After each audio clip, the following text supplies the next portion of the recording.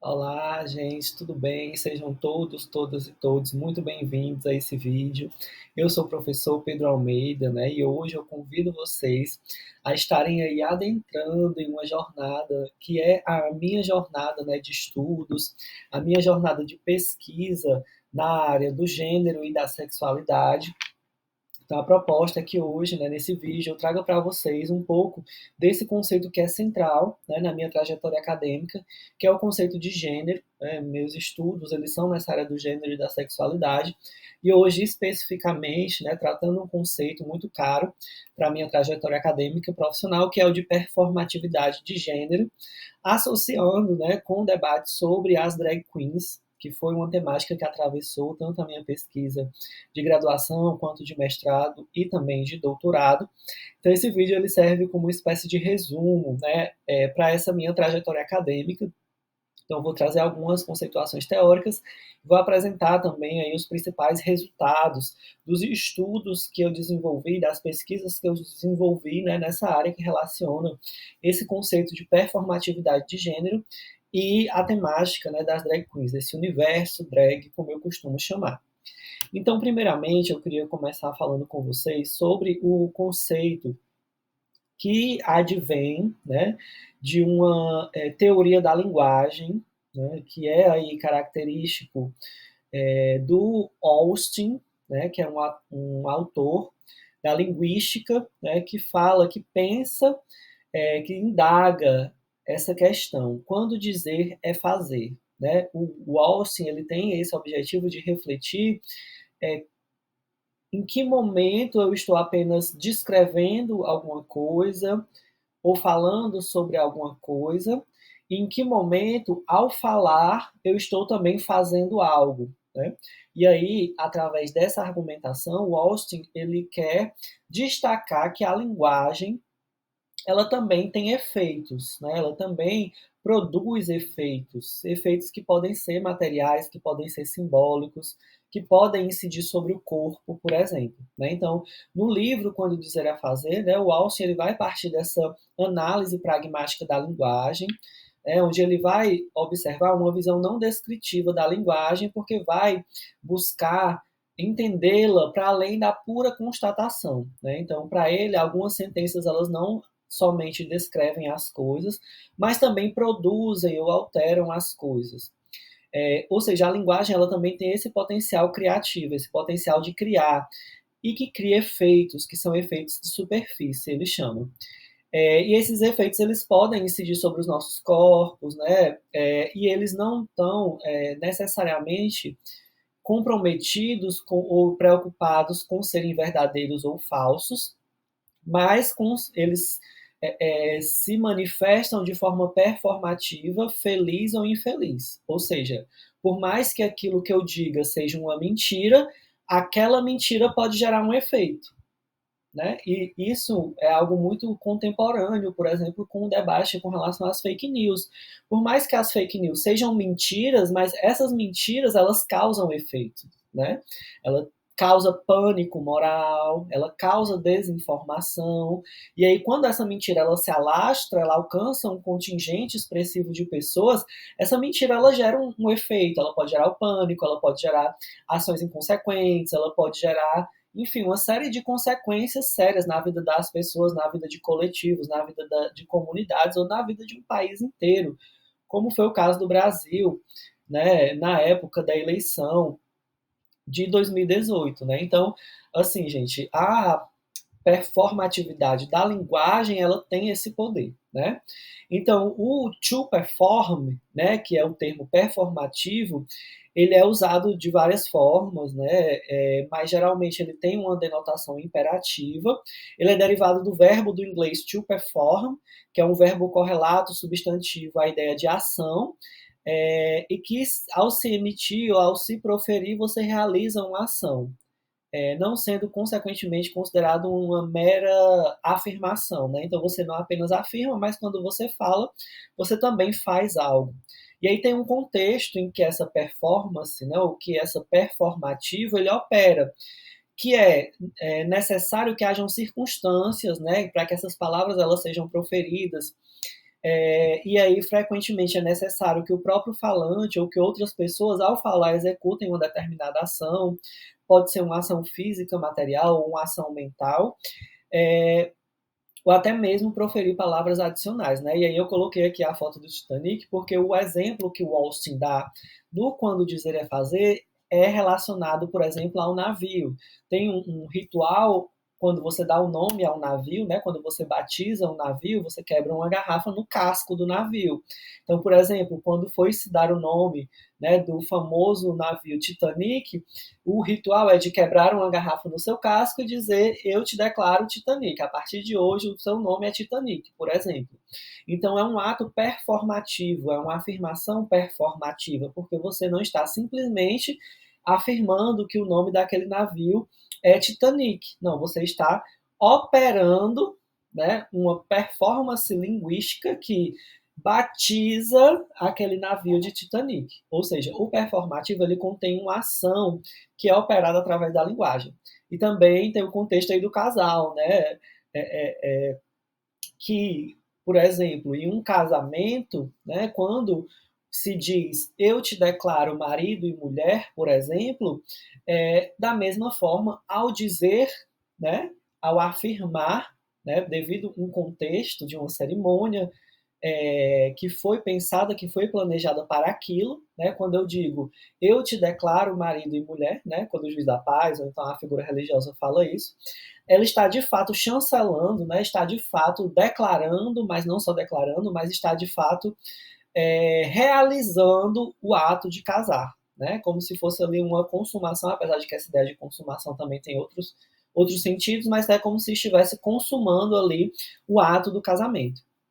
E aí a Judith Butler, né, que é a grande responsável por pensar esse conceito do gênero performativo, ela pega essa ideia de performatividade do Austin, né, desse livro dele, Quando Dizer é Fazer. Então a Judith Butler ela é uma grande herdeira dessas teorias da linguagem, né, e ela utiliza essa ideia de linguagem performativa, né, para pensar o gênero, né? Então, para a Judith Butler, o gênero ele é um conjunto, ele é construído, né, por um conjunto de atos que são consolidados e são sequenciados ao longo do tempo, ao longo da história, né, que vão ali cristalizando uma ideia, uma imagem do que é ser homem ou do que é ser mulher. E aí ela, quando afirma isso, ela diz que o gênero ele não é natural, ou ele não é original, mas que ele é socialmente construído, né? E aí eu trago uma citação onde ela diz: se a verdade do gênero é uma fabricação, e se um gênero verdadeiro é uma fantasia instituída, inscrita sobre a superfície dos corpos, então parece que os gêneros não podem ser nem verdadeiros nem falsos, mas são apenas produzidos como efeitos de verdade, de um discurso de identidade primária estável.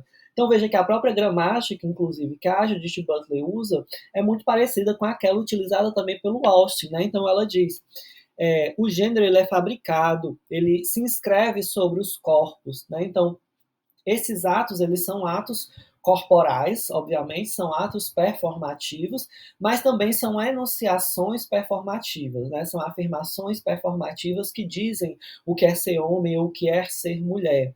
E que essas afirmações performativas, elas incidem sobre o corpo, na superficialidade do corpo e moldam esse gênero, né? E aí ela diz que esse gênero, ele não é um gênero verdadeiro ou falso, assim como Austin afirma, mas ele é um gênero que é gerado a partir de uma performatividade feliz ou infeliz, né? A capacidade de performar ou não, né, aquela determinada afirmação, aquele determinado dizer, fazer. Então, eles são produzidos como efeitos de verdade de um discurso de identidade primária estável, que é essa ideia do chamado gênero binário, né? Então, a autora acredita que o gênero é uma construção social performativa, que se constitui de atos, imagens, formulações que consolidam uma determinada percepção social, né, sobre esse gênero binário. Então, ser homem ou mulher é representado por um esquema performativo, né, que compreende as características atribuídas à masculinidade ou à feminilidade, né? Então, que destaca, né, esse gênero humano, né, entre ou feminino ou masculino, não existe outro meio termo, por exemplo, ou outra categoria que se possa encaixar, ou até mesmo não existe a possibilidade de transição entre os gêneros nessa perspectiva do gênero binário. E aí ela traz muito forte essa ideia da construção social, né? A ideia de que o gênero, como performatividade, pressupõe que ele em si mesmo não é algo natural, ou que foi concebido por uma entidade divina, mas ele é uma formulação, né? E aí a Butler, inclusive, defende que é uma fantasia, que é uma criação humana, né? Dessa forma é possível pensar a possibilidade de reinvenção do gênero, né? Já que ele não é uma estrutura consolidada e imutável, apesar de ele ser cristalizado ao longo do tempo.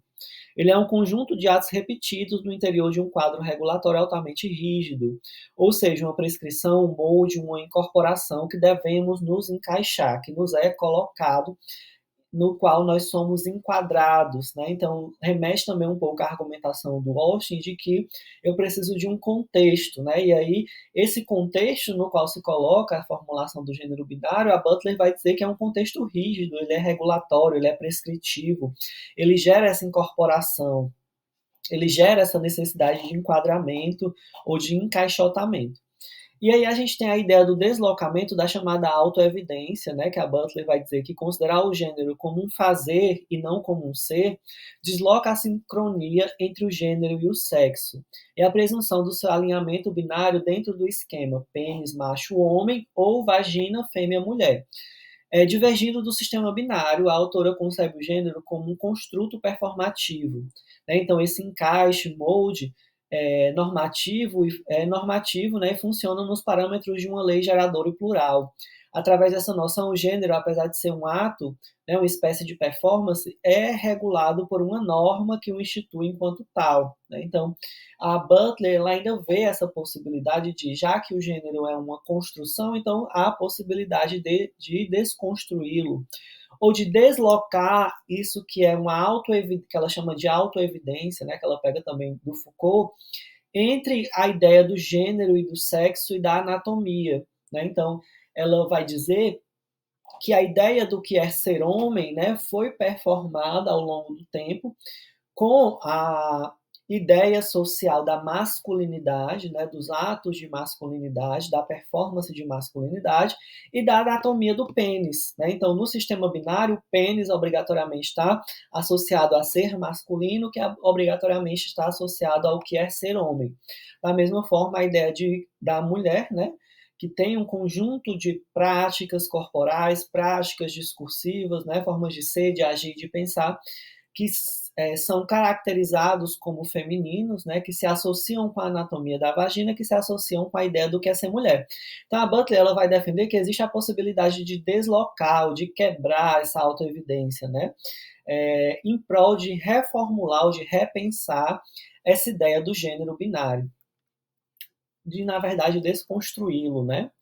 Então é aí que a Butler começa a falar sobre as drag queens, né? E essa drag queen belíssima que vocês estão vendo aí na imagem sou eu. Quando eu fiz a minha pesquisa de mestrado, né, eu fiz uma etnografia sobre o cenário drag na cidade de Fortaleza. Daqui a pouco eu vou falar um pouco mais sobre essa experiência, mas sou eu aí na fotografia. Então a Butler, ela cita a drag como um exemplo de disjunção, né, ou essa possibilidade de dessincronia, né, ou de quebra da autoevidência do gênero entre o gênero e o sexo. Para ela, a performance da drag é entendida como uma paródia de gênero, né, o que visa imitar o gênero, construindo sátira, né, ou construindo essa ideia de paródia, e evidencia o caráter não original das identidades generificadas. Porque ao performar um gênero diferente do seu sexo anatômico, né, o performer drag desarticula o parâmetro dessa alta evidência entre o sexo e o gênero.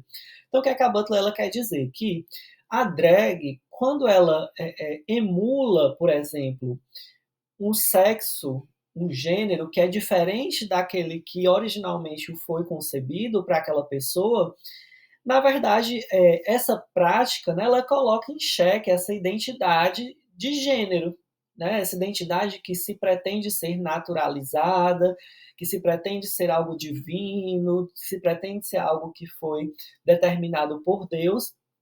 A drag queen ela brinca com isso, porque quando ela desloca, quando ela muda a sua aparência, os seus trejeitos, o seu modo de ser, de agir, de pensar, para transparecer uma imagem que é diferente daquela que originalmente foi atribuído àquela pessoa, a drag ela coloca em evidência, né, que esse gênero ele é uma grande anedota, né, que ele é uma grande paródia, na verdade, né, que ele é algo passível de ser imitado, né, e por ser algo passível de ser imitado, então é algo construído, é algo que pode ser reproduzido, é algo que pode ser replicado, é algo que pode ser desconstruído também.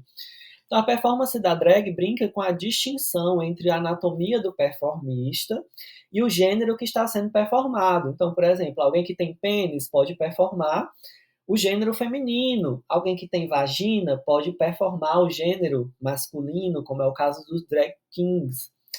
Mas estamos, na verdade, na presença de três dimensões contingentes da corporeidade significante, que são elas: o sexo anatômico, a identidade de gênero e a performance de gênero. Né? Então, se a anatomia do performista já é distinta do seu gênero, e se os dois se distinguem do gênero da performance, então a performance sugere uma dissonância não só entre sexo e performance, mas entre sexo e entre gênero e performance. Ou seja, a Butler está colocando em tela que são coisas diferentes, que não estão obrigatoriamente amarradas, né? Ou seja, o sexo, o gênero e a performance de gênero são coisas que não estão obrigatoriamente entrelaçadas. Ou seja, alguém que nasceu com pênis pode performar uma identidade de gênero feminina, né? Mas é um homem performando identidade de gênero feminina, né? E isso pode se brincar com isso, né? Entre essa diferença entre o que é sexo, entre o que é gênero e o que é expressão de gênero ou performance de gênero, né? Então eu tenho mulheres cis, né? Ou seja, mulheres que nasceram com a vagina, né? Que socialmente foi designado para elas o lugar de mulher, de fêmea, que fazem drag, né? Fazem drag king ou até mesmo drag queen, né? Que isso, né, muitas vezes é diferente do seu próprio gênero, da sua expressão de gênero, né? Então, tem homens trans, por exemplo, né, que fazem drag queen, ou seja, uma pessoa que nasceu com vagina, né, que decide se apresentar como do gênero masculino, né, se representar como do gênero masculino, mas que em determinado momento se desloca novamente para aquele polo do feminino como paródia, através da drag queen. Então, tanto a performance parodística de gênero da drag queen é diferente do gênero de quem o performa, quanto também o gênero de quem o performa, né, não necessariamente está amarrado a quem tem pênis ou a quem tem vagina. Tá entendendo? Parece um pouco confuso, mas se a gente puder simplificar, né, colocar em termos mais resumidos, o que a Butler de fato ela quer dizer é que é como se uma coisa não tivesse nada a ver com a outra. O sexo não obrigatoriamente diz sobre o gênero, e o gênero não obrigatoriamente diz sobre o sexo. E o gênero e o sexo não obrigatoriamente dizem sobre o que aquela pessoa quer passar socialmente, quer performar socialmente, né? Então, a grande sacada da Butler, né, é trazer essa argumentação para o jogo para dizer que, veja bem, se existem pessoas que conseguem transitar, mesmo que temporariamente, entre o gênero masculino, entre o gênero feminino, que conseguem ter uma vagina, mas performam masculinidade, mas que na verdade essa pessoa é um homem trans, mas que também faz uma performance de gênero feminino através da drag. Então, o que a Butler diz é que existe aí a prática drag, né? Coloca em xeque essa naturalização do gênero, né? E coloca em xeque essa amarra que existe entre que obrigatoriamente esse sistema binário, né? Esse sistema autoevidente de que obrigatoriamente quem tem pênis tem que corresponder à expressão corporal, social, performática masculina do macho. E quem tem vagina, obrigatoriamente, tem que performar a feminilidade, tem que ser uma mulher, por assim dizer. Né? Então, o grande argumento da Butler é esse, né? E foi esse grande argumento, né, que me levou a querer pesquisar as drag queens, né, já na graduação, né, no meu curso de graduação. Eu já queria pesquisar as drag queens por conta a argumentação que a Butler traz, né, e que a Butler apresenta sobre a potência que a drag tem, né, de questionar esse gênero mesmo, né, de fazer as pessoas muitas vezes refletirem sobre esse gênero, né? Então, muitas das drags que eu entrevistei, né, que vocês vão ver que tem, eu fiz uma pesquisa das drags que utilizam barba nas suas performances, né, entre elas a Mulher Barbada. Posteriormente, eu pesquisei a Samira Close também, que é uma drag famosíssima na internet, né? E a Samira, ela relata, né, nas entrevistas dela, que quando ela começou a atuar enquanto gamer, né, nos jogos digitais, ela sofria muito preconceito, né, e que quando ela ia para os eventos, as pessoas não entendiam o que ela era, se ela era travesti, se ela era mulher, se ela era homem, porque ela tinha uma imagem feminina, que era o cabelo grande, a maquiagem, andar de salto, andar com roupas características femininas, mas possuía a barba, né? Então, isso causava muito estranhamento nas pessoas. Então, a drag ela também tem essa possibilidade de causar esse estranhamento, das pessoas se questionarem mesmo, assim, de você ver alguém passando na rua que tem essa performance ambígua, que você não sabe se está performando o gênero feminino, se está performando o gênero masculino, e ali as pessoas do cotidiano, elas se questionarem, né, sobre isso, porque causa um estranhamento. Então, o primeiro interesse que eu tive foi de pesquisar as drags que fazem performances utilizando o elemento da barba, né? Ou seja, que mesclam elementos aí do feminino e do masculino nas suas apresentações. A pesquisa ela foi de natureza qualitativa e de campo, foi utilizado um método de investigação exploratória, observação participante e entrevistas, né? Então foi nessa primeira experiência que eu fiz a minha primeira montagem, né, como drag queen utilizando barba, mas o foco nesse momento não era esse, a minha introdução no universo drag, mas na verdade as entrevistas que eu fiz, que daqui a pouco eu vou mostrar um pouco disso para vocês, e o que me chamava mais a atenção nessas drags que utilizam a barba como elemento performático era exatamente essa potência delas misturarem esses elementos ambíguos de feminino e masculino e potencializarem, né, na verdade, essa questão que a Butler coloca de que a drag ela vai estar ali questionando o gênero binário. Aí a minha segunda pesquisa sobre as drag queens foi as gerações de drag queens alencarianas, né, da cidade de Fortaleza. Foi um estudo etnográfico que eu realizei, né, no universo drag local, em que eu fiz uma observação participante, né, naquele sentido etnográfico malinowskiano, ou seja, eu passei pelos processos de socialização no meio drag, eu me introduzi de fato nesse meio, me tornando uma drag queen para poder realizar a pesquisa, né? E aí nessa pesquisa eu apresentei um mapeamento sobre a vivência e performance das drag queens na cidade de Fortaleza, a partir de uma perspectiva principalmente decolonial, problematizando ali algo que estava surgindo naquele momento, que era a tendência de novas drag queens que começavam a se montar inspiradas no reality show norte-americano, RuPaul's Drag Race. E aí eu fiz uma pesquisa que existia uma geração de drag queens mais antiga, né, que já era característico da cidade, que já se fazia presente na cidade desde os anos 70, que ali por meados de 2015 esse cenário drag ele começou a mudar por conta dessas novas drag queens, né, que iriam ali estar absorvendo, né, uma nova forma meio pasteurizada, plastificada, né, que era vendida através do reality show. Então eu trouxe aí conceitos sobre identidade, gênero, sexualidade e raça dentro desse contexto, né, do pensamento decolonial. E por fim, a minha última e mais recente pesquisa nessa área foi sobre as plataformas digitais e as performances políticas, em que eu busquei investigar as drag queens que atuam no meio digital, né, da internet, e que pautam performances, né, em conteúdo de caráter crítico questionador da ordem vigente, principalmente no que diz respeito a aspectos políticos partidários.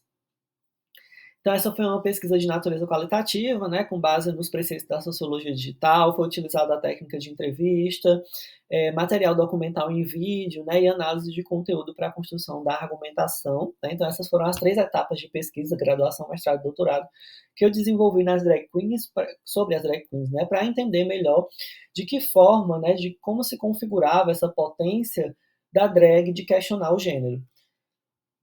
Então, nesse primeiro momento, eu fiz a pesquisa sobre as performances drag, o uso de barba, né, onde eu entrevistei 3 drag queens, sendo elas A Ginger Grace, né, que foi uma drag queen barbada, que participava de eventos culturais e artísticos em boatos na cidade de Fortaleza ali, em meados de 2015. Né, e na entrevista ela mencionou a importância da barba na construção dessa sua drag persona, né, dessa caracterização da sua drag queen, que ela disse que quanto mais ela deixava a barba dela crescer, que era uma barba ruiva, né, por isso o nome Ginger Grace, mais ela se encontrava, né, nessa persona drag. Então, nesse sentido, ela utilizava a barba como uma forma de afronta às normas sociais de gênero, pois mesclava esses elementos do feminino e masculino na mesma representação visual. Ela afirmou isso durante a entrevista. A gente tem a Lola Green, que foi uma drag queen barbada, né, que utilizava a drag como uma forma de intervenção artística, principalmente no ambiente universitário. E aí na entrevista ela destacou que a drag queen ela tem uma potência na desconstrução das limitações impostas às pessoas com relação às normas de gênero e sexualidade, né? E foi interessante observar a pertinência da experiência de Lola quanto à emergência de novas possibilidades de ser, de estar no mundo enquanto existência queer, na universidade, né? E ela sempre se colocava, né, enquanto essa performance que visa questionar essas normas de gênero e sexualidade, assim como a Ginger Grace também. E por fim, eu entrevistei a Mulher Barbada, que é uma drag queen que utiliza a barba como forma de desconstrução das expressões de gênero e também como uma expressão artística, porque ela é cantora, né? Ela canta, ela participa de coletivos artísticos de teatro. Então, na entrevista, ela deixou claro, né, destacou que a barba é um dos elementos mais importantes da sua drag persona, na medida em que confere uma identidade singular à sua expressão artística. Então, ela contou que tenta equilibrar os elementos de feminino e masculino, né, na sua performance para que ela consiga passar uma imagem harmoniosa ou imagem de beleza, né, que muitas vezes é exigido das drag queens. Então a gente consegue ver que existe ali em comum entre essas drag queens essa ideia de que essa drag que utiliza a barba, ela questiona, né, esses preceitos com relação ao gênero e sexualidade, tem essa potência também de projetar no outro, quem sabe, um estranhamento que o leve esse outro a refletir sobre esses limites entre o que é ser homem e o que é ser mulher. E essas drags também utilizam esse elemento da barba como um elemento artístico, né? Lembrando que lá em 2015 não era muito comum drag queens que utilizam barba. Hoje também, na contemporaneidade, 2025, também não é tão comum, né? Mas já é mais aceito. Mas que dentro do contexto drag, né, o uso da barba também era algo assim bem limitado. Então seria como se fosse uma subcategoria dentro das drag queens de uma forma geral. Aí eu tenho a minha pesquisa de mestrado, né, em que eu fui aí me debruçar sobre essas gerações de drag queens alencarianas, né, aqui na cidade de Fortaleza, que eu consegui identificar através dessa pesquisa etnográfica, né, do meu percurso dentro do campo, né, de pesquisa e de investigação, que essas drag queens, elas ela que se dividiam em dois principais grupos naquela época de 2016, 2017, 2018. Que aí eu tenho as drags old school, que se associavam ali com a boate Divine, que foi uma boate que existiu no centro de Fortaleza por muito tempo, mas que à época da pesquisa ela já tinha sido fechada. E old school porque é um método, uma técnica de montagem mais tradicional, né, que tem características bem peculiares, né, do que é ser drag queen no Brasil. E no Ceará, no Nordeste, por exemplo. Então, seria uma forma clássica de fazer drag queen em Fortaleza, que é representado por o que eu chamei de drags divine, que herdaram diretamente a tradição da boate divine, né, que durante quase 15 anos abrilhantou a noite fortalezense. Então, a forma clássica de fazer drag é vista como uma tradição local que se consolidou durante os anos, né, como eu falei para vocês, tem registros de drags em Fortaleza nos anos 70. Então essa vertente, né, de montação ela é marcada por um estilo de maquiagem característico, pela prática das performances com bate-cabelo, né, que é algo bem característico e bem específico da forma de fazer drag no Brasil, e da utilização do dialeto iorubá, pajubá, né, que tem aí uma origem indígena e afro descendente também. E aí o uso do dialeto, né, de algumas palavras, inclusive existem até glossários, né, desse dialeto que é utilizado pelas drag queens, né, com base nessas linguagens iorubá e pajubá. E aí eu consegui identificar que eram principalmente esses dois elementos, né, o elemento do bate-cabelo e o elemento do uso do dialeto, que se colocavam como o que se chama dentro dos estudos decoloniais, principalmente da autora Diana Taylor, a ideia de rastro de resistência, né, que se colocava contra a forte influência trazida pelo reality show estadunidense, que é o RuPaul's Drag Race, que seriam a segunda vertente de drag queens, né, que seriam drags neófitas na arte da montação, que começaram a se montar principalmente devido à influência do reality show.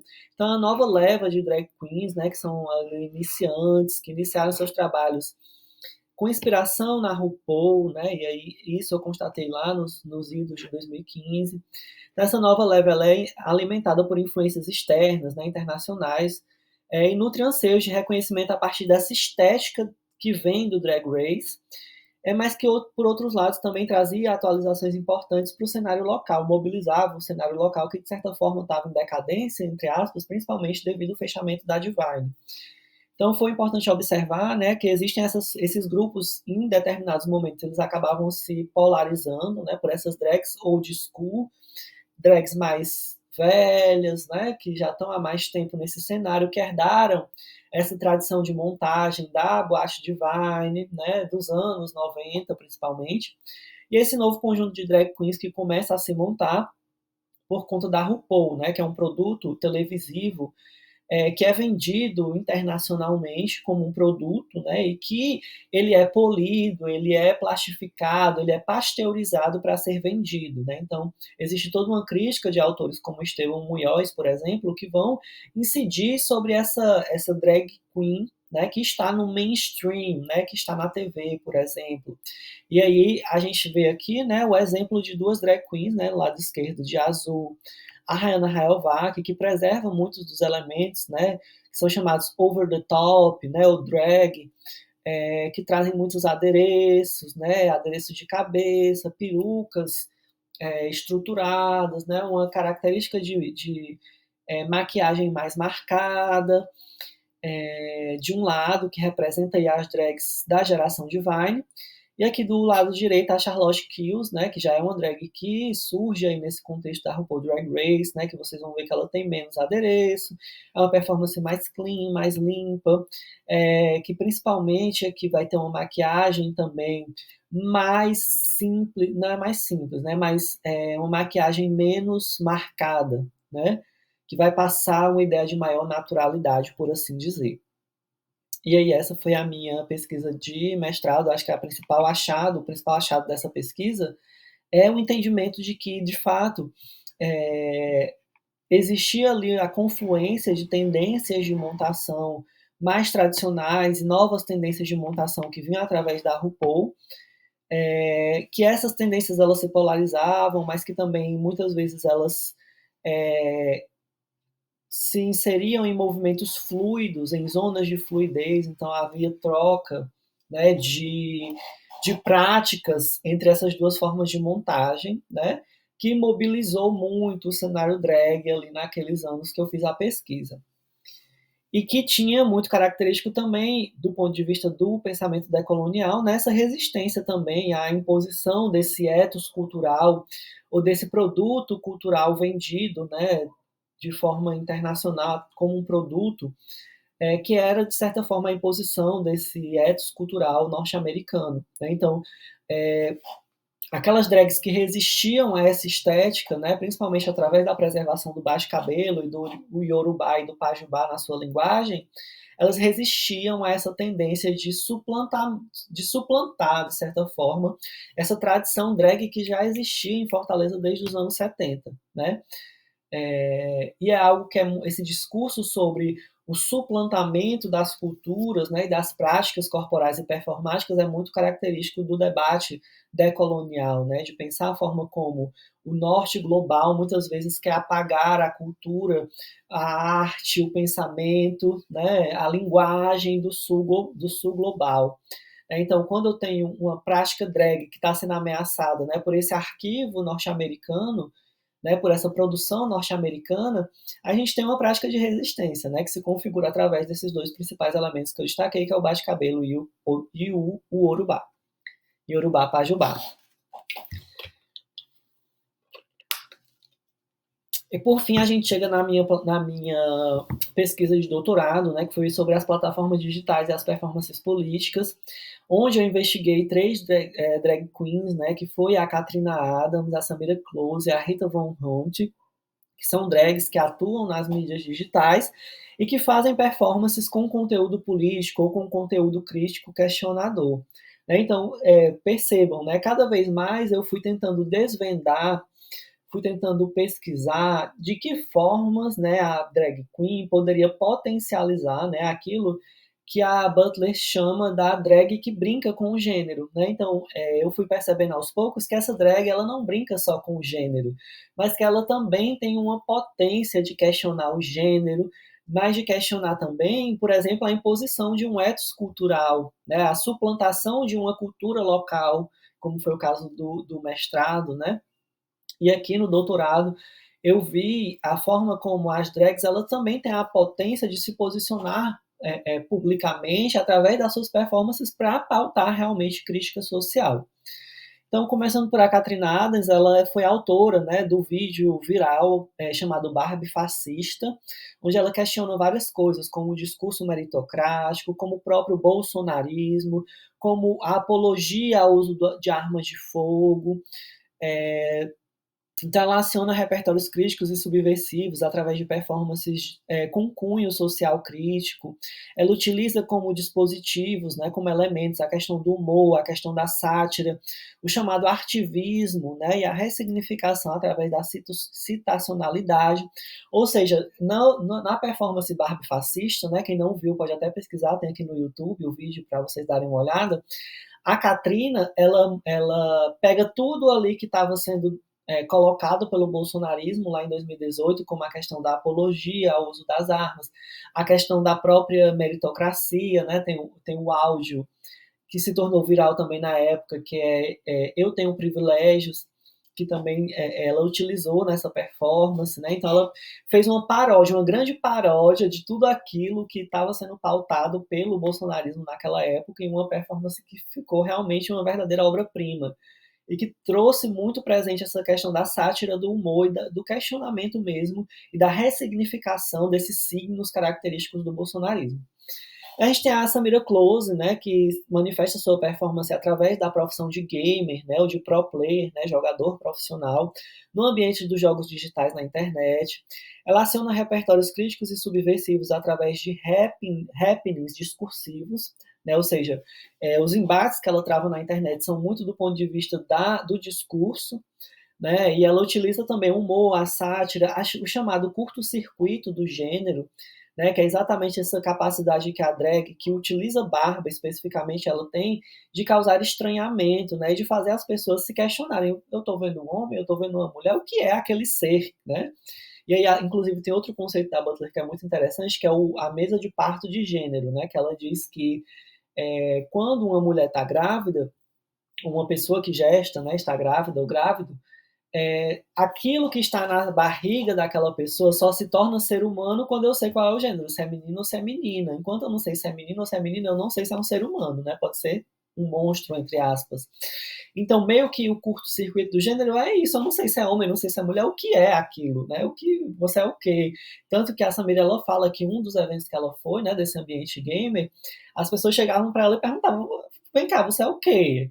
Porque você não é menino, você é o quê, afinal, né? Então essa ambiguidade ela causa um incômodo, né? Ela causa essa possibilidade de curto-circuito do gênero. E aí a Samira é uma das drags também que tem várias, né, recortes dela aí na internet, onde ela briga com os bolsonaristas, onde ela realmente vai para o embate mesmo do ponto de vista da discussão, né? Por isso que eu chamo de happening discursivo, uma performance eminentemente discursiva, né, no combate aí à homofobia, à LGBTfobia, ao bolsonarismo também.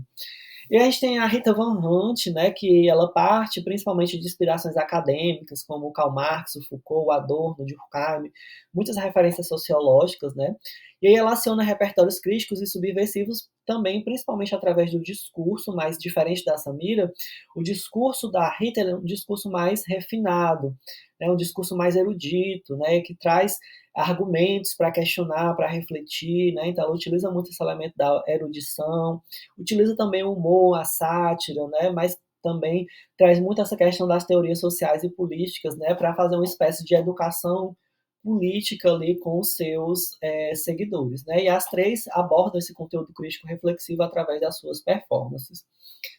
As principais reflexões, né, que eu trago é que realmente através dessa jornada de estudos, né, sobre as drag queens, eu consegui perceber que elas têm uma potência, né, que vai para além do que simplesmente brincar com o gênero, que na verdade não é algo simples, é algo complexo, mas que muito importante do ponto de vista da desconstrução dessas amarras do gênero binário, mas que elas também têm outras possibilidades, né, como é o caso da desconstrução da binariedade de gênero, através desse mecanismo do curto-circuito de gênero, né, que essas figuras ambíguas representadas aqui por as drag queens que fazem performance com barba, elas conseguem gerar esse incômodo, esse estranhamento nas pessoas, que pode gerar ali uma reflexão, um questionamento sobre o que é ser homem, o que é ser mulher, do ponto de vista dessas categorias binárias tradicionais.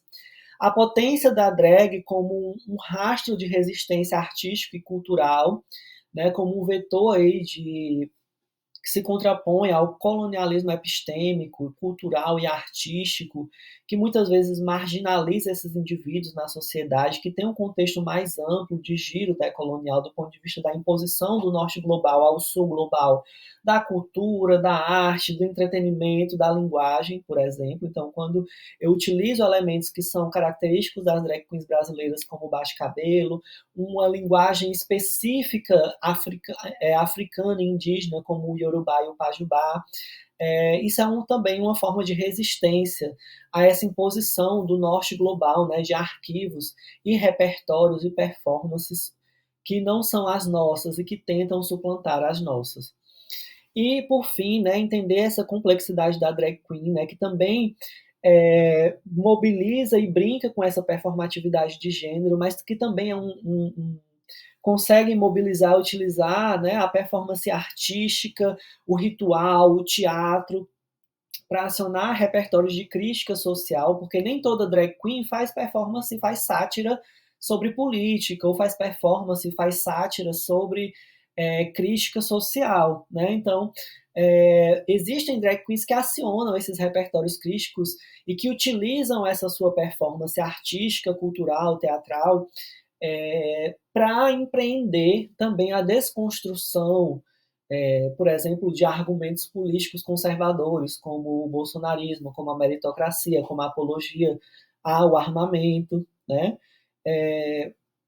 E aí, assim, gente, claro que as drag queens, elas não são as grandes salvadoras da pátria, que vão resolver todos os nossos problemas, mas que elas têm uma potência importante, né, do ponto de vista da desconstrução desse gênero binário, ou muitas vezes se colocando como esse vetor de resistência à imposição de arquivos culturais, de arquivos linguísticos, de arquivos de performance, que tentam suplantar a nossa cultura, a nossa linguagem, a nossa percepção de mundo do sul global, ou essas drag queens que utilizam realmente essa potência, né, de questionar, né, o conservadorismo, o bolsonarismo, né, o autoritarismo através das suas performances. Nem todas as drags fazem isso, né, mas existe essa possibilidade, algumas fazem, né, e as que fazem, né, enriquecem, né, estratificam e complexificam essa performance drag, que questiona o gênero, mas questiona também outras coisas, né? Então, acho que a grande contribuição, o grande achado da minha pesquisa é poder afirmar isso, né? Que a drag ela é complexa, ela tem estratos e ela pode se configurar, né, como um vetor aí no artivismo, na construção de um outro tipo de mundo, de um outro tipo de racionalidade, diferente desse ao qual nós estamos submetidos hoje, né? Que tem a opressão de gênero, tem a opressão de classe, tem inúmeras opressões ao qual nós estamos submetidos, então acho que a drag ela pode ser uma pequena engrenagem que faça um todo maior, ajude um todo maior a funcionar na transformação social. Tem essa potência, não obrigatoriamente é. Aqui eu trago algumas referências, né, como a minha monografia de graduação, a minha dissertação de mestrado, a minha tese de doutorado, assim também como uma grande referência desse texto aqui, desse a apresentação que eu trago para vocês, que é o livro Problemas de Gênero, da Judith Butler. Muito obrigado por ter assistido esse vídeo, muito obrigado. Peço que você se inscreva no canal, deixe o seu like, deixe o seu comentário aqui embaixo também, falando o que é que você achou. Lembrando que todos esses textos que eu citei, eles vão estar disponíveis aqui para vocês acessarem através da descrição do vídeo. Vejam também outras informações importantes, indicações de leitura e outros vídeos relacionados a essa temática aqui na descrição do vídeo. Então, muito obrigado mesmo por assistir até aqui. Um abraço, um beijo, compartilhe esse vídeo aí com seus colegas e nos grupos de estudo que você participa. E até a próxima.